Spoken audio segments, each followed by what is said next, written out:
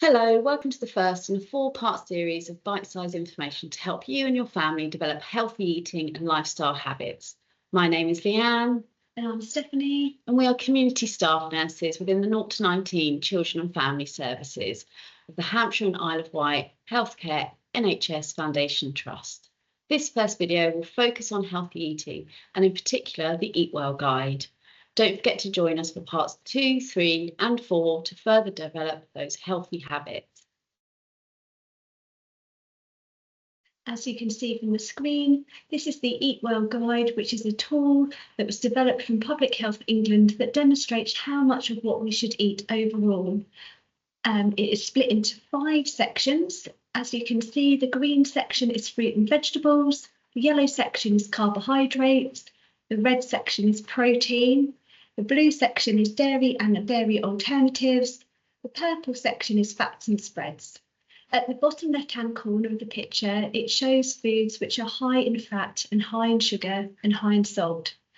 These aren't actually on the Eatwell plate. If we're drinking throughout the day, it's recommended that we drink 6 to 8 glasses of fluid, which is ideally water. Ideally, we should try and stick to this as a guide for what we're eating on a daily basis. We don't need any special diets and there is no good or bad foods. If you have a child that's under the age of 2, there is an introduction to solid food video which you can access on the same website, or speak to your health visitor or GP for advice on their dietary requirements. Now let's have a closer look at each of the food groups.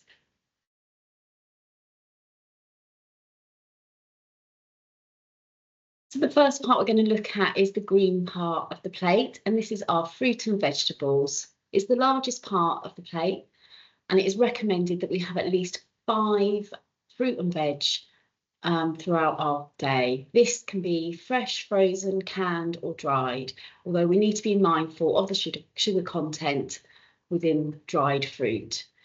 What we'd like you to do is aim for a rainbow of colours, that you're getting a variety of fruit and vegetables. The fruit and vegetables provide us with vitamins and minerals and fibre, and this helps to keep our eyes, skin, immune system and digestive system healthy.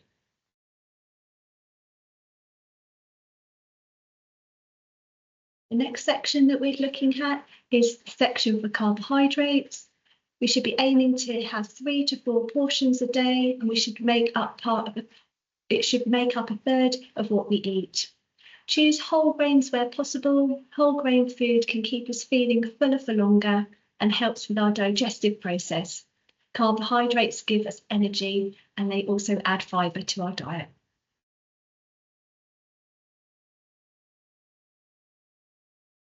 The next section is the pink section. This is our protein. The recommended daily amount is to have 2 to 3 portions a day. Examples of this are beans, pulses, fish, egg, lean meat. Protein is really important for our muscle development. We are hearing guidelines within the media a lot in regards to our consumption of eating less red meat and processed meat like bacon, sausage, ham, burgers. These are high in saturated fat and salt. We are also recommended that we eat more fish, ideally to have 1 per week of oily fish. There is also plant-based proteins which you can have, which are good alternatives. You can choose between like beans, peas and lentils. These are really low in fat, but they're high in fibre, proteins and vitamins and minerals. Vitamin D is found in oily fish and egg yolks, and it is needed so that we can absorb calcium and have strong bones. Our bodies make vitamin D from UV light from the sun, but obviously we need to be careful about getting too much sun exposure. In this country, we don't get sun all year round, so it's recommended that we also take a daily vitamin D supplement. The blue section is dairy and dairy alternatives. It's recommended about 2 to 3 portions a day for healthy bones and teeth. Choose lower fat and sugar, but check labels. Often lower fat means more added sugar. Milk and dairy products such as cheese and yogurt are a great source of protein and calcium and are essential for healthy bones and teeth. Unsweetened calcium fortified dairy alternatives made from plants like soya, coconuts or oats also count as part of this food group. These can make good alternatives to dairy products. To make healthier choices, go for lower fat and lower sugar options. You can give your children pasteurised whole or semi-skimmed cow's milk or goat's milk or sheep's milk as a main drink from the age of 1. The older children and adults, it's a good idea to go for lower fat milks because having too much saturated fat in your diet can lead to you having high cholesterol. If you're trying to cut down on fat, try swapping to 1% fat or skimmed milk, as these still contain the important nutritional benefits of milk, but are lower in fat. It's okay to use 1% fat or skimmed milk when cooking for children over the age of 12 months, but do not give them this as a main drink to children under the age of 5. Cheese can form part of a healthy, balanced diet, but it's good to keep track of how much you eat and how often, as it can be high in saturated fat and salt. Butter is high in fat and saturated fat. It can often be high in salt too, so try to eat it less often and in small amounts. Choosing lower fat spreads instead of butter is a good way to reduce your fat intake.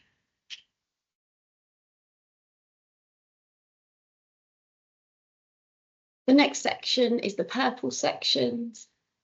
This is fats and spreads. It's a small section because we should only be using a small amount of these. There's also, which we've spoken about, the high fat foods that aren't actually on the plate. You'll notice the foods that are high in fat, sugar and salt are at the bottom left-hand corner. They're not on the plate because we don't actually need them at all, but they can be eaten in small amounts. These are for like special occasions. These include like cakes, biscuits, sweets, chocolate, crisps, sugary drinks, takeaways and sauces and high salt foods. There's also, we've already spoken about it, the glass on the Eatwell plate, and this is just the recommendation of 6 to 8 glasses of fluids, preferably water, per day.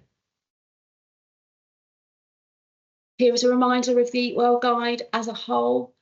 Thank you for watching. Please join section 2, which will cover the sugar swaps, and please complete a feedback form on the website.